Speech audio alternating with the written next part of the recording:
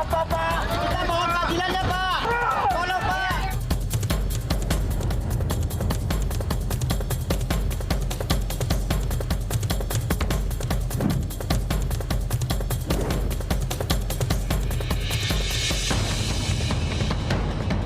Nasib nelayan di Teluk Jakarta kian hari kian memprihatinkan. Laut yang sudah sejak lama menjadi tempat bersandar bagi para nelayan kini tak hanya terselimuti oleh lautan, namun juga terkepung oleh pembangunan daratan.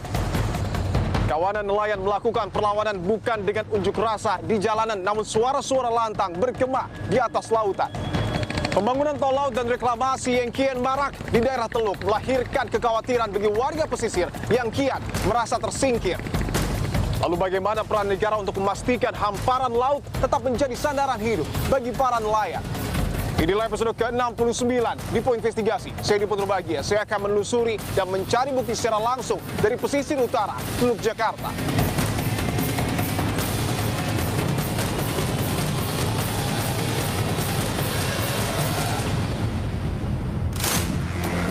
Kita mohon keadilan ya, Pak. Bagaimana nanti nembus gelombang ini, Pak? Susahnya ini, Pak. Apalagi ada pajak-pajak ini, Pak. Tolong, Pak. Apakah hanya tol laut satu-satunya yang kemudian diprotes oleh para nelayan atau justru proyek reklamasi? Reklamasi, betul. Karena itu nelayan-nelayan makin nyari ikannya makin jauh. Apalagi kalau misalkan ada tol laut, kita jalan akses keluar ke Kali Baru, udah makin banyak minyaknya yang dikeluarin pastinya. Berdampak, Pak, pada pendapatan? Minyaknya banyak proyek, ibaratnya pendapatan juga kayaknya nggak ngimbangin, nggak sesuai dengan perbakalan. Mengapa pada akhirnya para nelayan memutuskan untuk melakukan aksi di tengah laut? Karena sosialisasi buat kita nggak ada, tahu-tahu udah jadi. Dari keresahan teman-teman nelayan, itu kesusahannya sama, akses jalan. Dan itu tiang panjangnya. Dan ini yang disebut oleh para nelayan mempersempit akses pada saat melaut.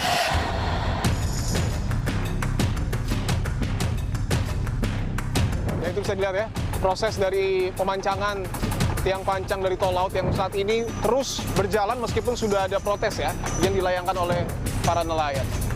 Saya akan coba datangi ya, saudara, pihak PT PPDO yang sedang melakukan pembangunan tol laut. Pak, izin Pak, dari Kompas TV boleh ngobrol sebentar, Pak?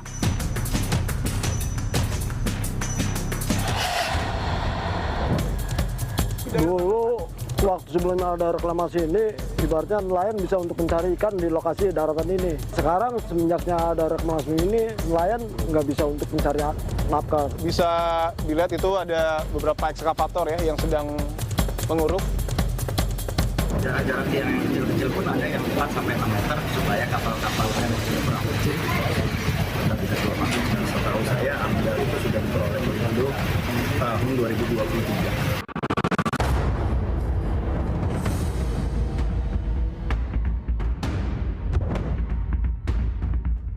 Ketika proyek-proyek reklamasi berjalan di sepanjang Teluk Jakarta, itu pasti akan menambah jauh jarak tempuh mereka untuk melakukan kegiatan penangkapan perikanan. Apakah bisa dikatakan bahwa saat ini nasib nelayan kita masih dianaktirikan oleh pemerintah? Kalau bilang dianaktirikan pasti iya. Penyampaian pendapat oleh warga Indonesia itu merupakan salah satu bagian dari demokrasi. Semua masukan akan kami tampung. Mengapa proyek yang dibangun di Teluk Jakarta seolah menganaktirikan nelayan sehingga melahirkan sebuah masalah? Terus saya berada di kawasan Tanjung Priuk, Jakarta Utara, lokasi yang selalu dipenuhi oleh kendaraan. Saya akan tunjukkan. Lokasi ini juga selalu dipadati oleh kendaraan truk kontainer ataupun truk bermuatan besar. Saya akan tunjukkan, saudara, ini adalah antrian truk yang akan menuju ke pelabuhan Tanjung Priuk, Jakarta Utara. Bahkan pada tahun lalu, ataupun tepatnya pada April 2025, kemacetan parah di area ini sempat sempat terjadi bahkan hingga 2 hari, saudara.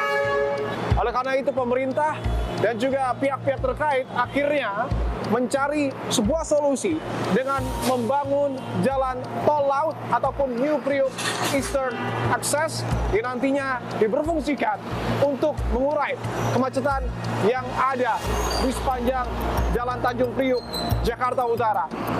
Dan menariknya, saudara, pembangunan tol laut yang bersanding manis dengan proyek reklamasi pembangunan pelabuhan dermaga Pier 3 Marunda mendapat protes dari nelayan.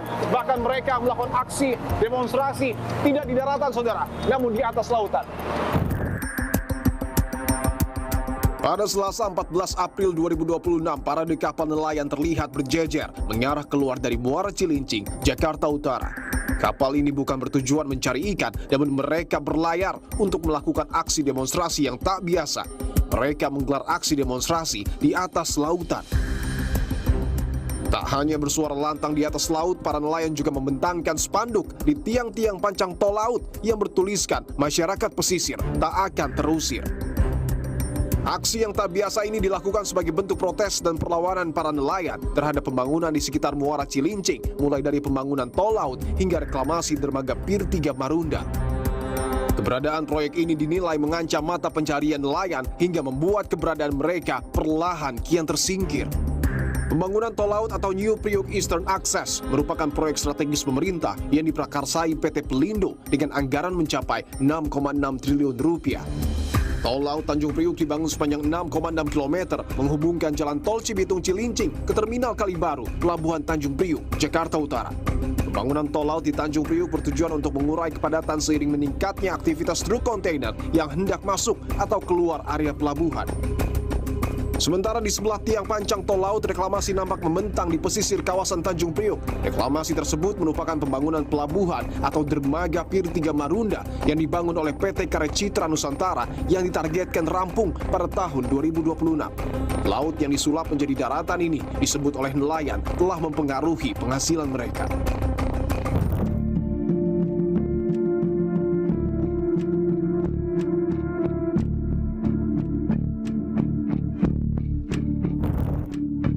Setelah saya tiba di Kampung Nelayan Cilincing, Jakarta Utara, yang menjadi lokasi tempat tinggal para nelayan yang tentu bekerja setiap hari di area pesisir. Tempat ini juga, saudara, menjadi awal mula kegelisahan dari sejumlah pihak yang kemudian merasa kian tersingkir akibat sejumlah proyek yang dibangun di daerah pesisir.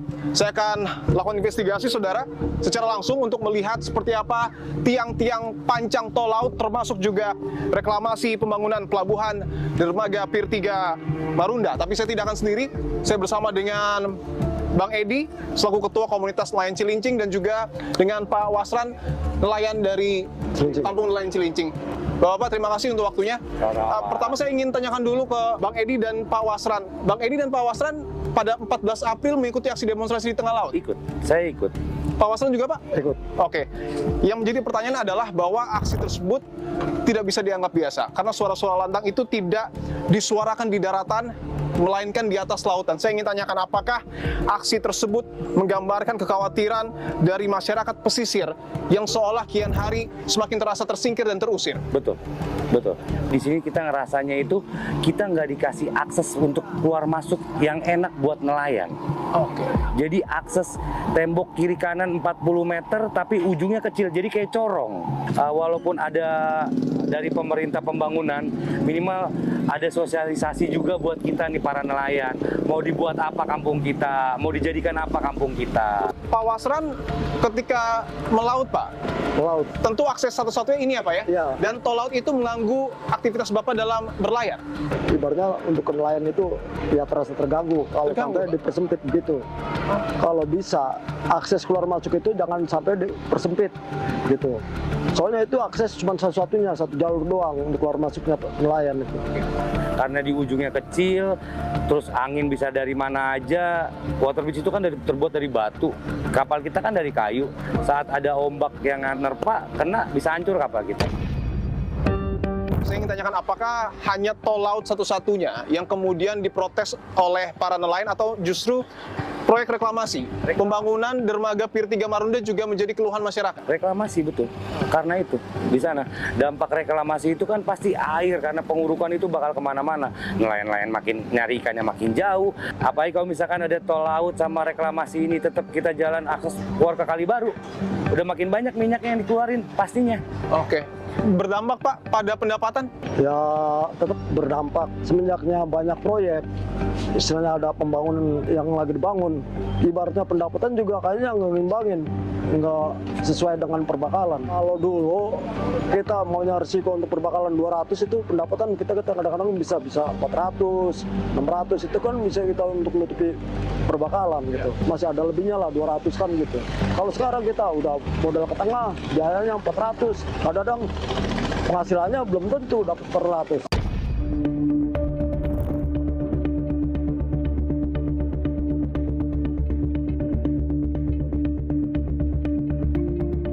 Berapa orang Bang Edi dan Pak Waslan yang kala itu melakukan aksi demonstrasi 14 April 2026? Estimasi itu ada 15 sampai 20 perahu, tapi dalam satu perahu itu ada berbagai nelayan. Estimasi itu 80 sampai 100 orang kemarin. 80 sampai 100 orang. Betul. Oke, ini akses masuk ya? Iya. Boleh kita lihat ya? Silakan. Oke, kita akan langsung menuju ke perahu agar bisa langsung melihat seperti apa tiang-tiang pancang tol laut yang ada di kawasan Muara Cilincing ini, saudara.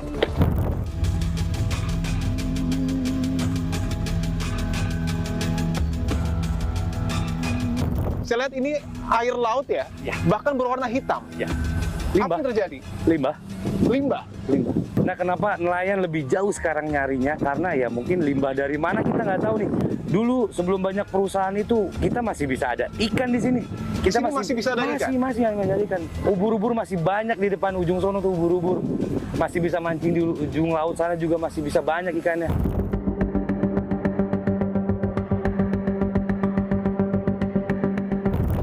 Kita akan coba lebih mendekati untuk melihat seperti apa proyek dari pembangunan tol laut dan juga reklamasi pelabuhan dermaga Pier 3 Marunda.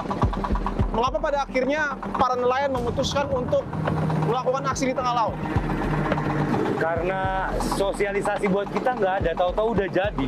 Dari keresahan teman-teman nelayan, dari teman-teman nelayan yang ada di kampung nelayan 1, kampung nelayan 2 di sebelah sana, itu kesusahannya sama, akses jalan yang nanti bakal kita lewatin ini. Dan itu tiang pancangnya, Bang Edi, Itu Pak tiang Waslan? panjang, betul. Oke. Dan ini yang disebut oleh para nelayan mempersempit akses pada saat melaut. Keluar masuk ya, Pak Waslan?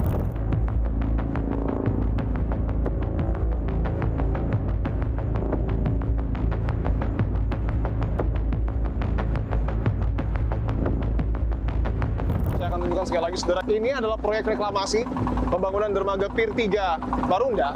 Sementara di sampingnya persis adalah tiang pancang dari tol laut yang sudah terpasang ya di area laut ini. Oke. Dan ini kurang lebih berapa meter Pak jarak dari pesisir ke Dari tiang sini ini? kemari paling sekitar berapa?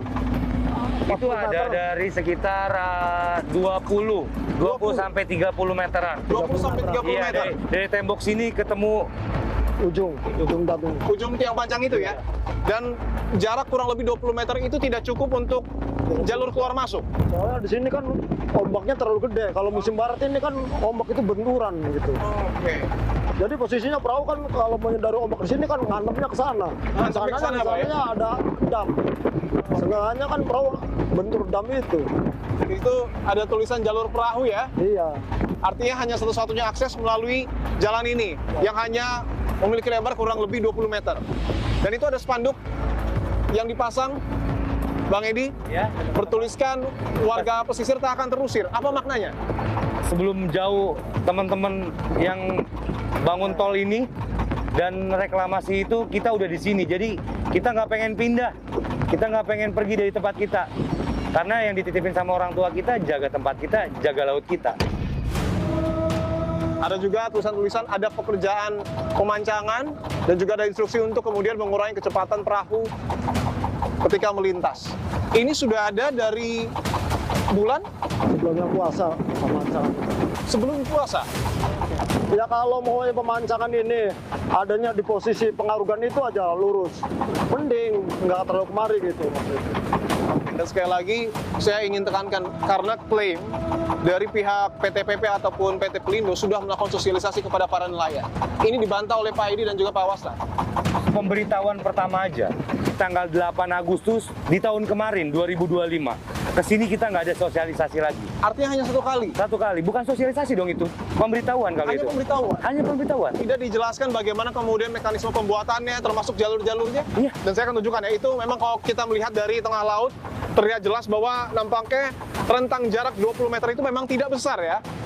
Apalagi ketika ada ombak yang berada di daerah pesisir ini. Kita alam nggak ada yang tahu. Hujan, badai, angin itu, ya itu yang dibilang tadi sama Pak Wasran.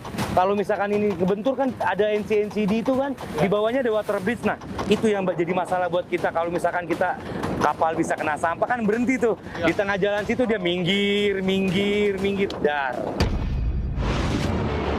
Saya akan coba ajak Bang Edi ya dan Pak Waslan untuk lebih mendekat, karena kalau kita lihat ini sekali lagi ada tiang pancang yang memang tidak terlalu tinggi, kurang lebih mungkin hanya 2 atau 3 meter ya, tetapi ada yang menjulang tinggi.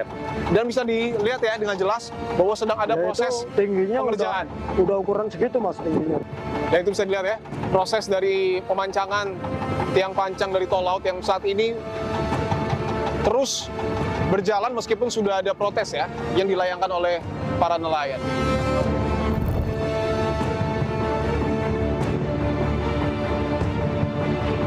Saya akan coba datangi ya saudara, pihak PT PP ataupun PT Pelindo yang sedang melakukan pembangunan tol laut. Saya akan tanyakan sejumlah hal yang kemudian menjadi kegelisahan dari para nelayan. Pak, dari Kompas TV Pak. Pak, izin Pak, dari Kompas TV boleh ngobrol sebentar Pak?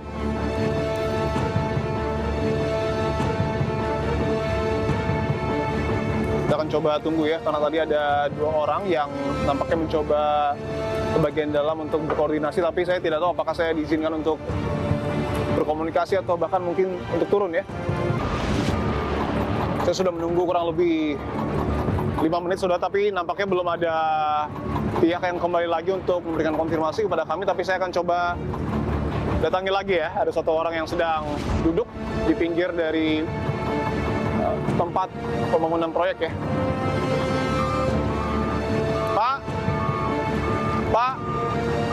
Pak izin Pak, dari Kompas TV Pak, boleh ngobrol sebentar Pak?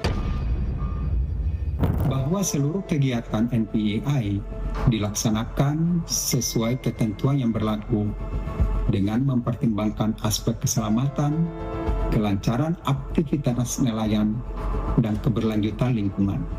Kami juga terus berkoordinasi dengan instansi terkait dan terbuka untuk berdialog dengan masyarakat, termasuk nelayan sebagai bagian dari penyempurnaan ke depannya. Pelindo menghormati setiap aspirasi yang disampaikan oleh masyarakat, termasuk saudara-saudara kita nelayan di wilayah Cilincing. Artinya daerah ini, Pak Waslan, dulunya masih daerah tangkapan? Waktu sebelum ada reklamasi ini, ibaratnya nelayan bisa untuk mencari ikan di lokasi daratan ini. Masih bisa di sini? Iya, masih bisa di sini.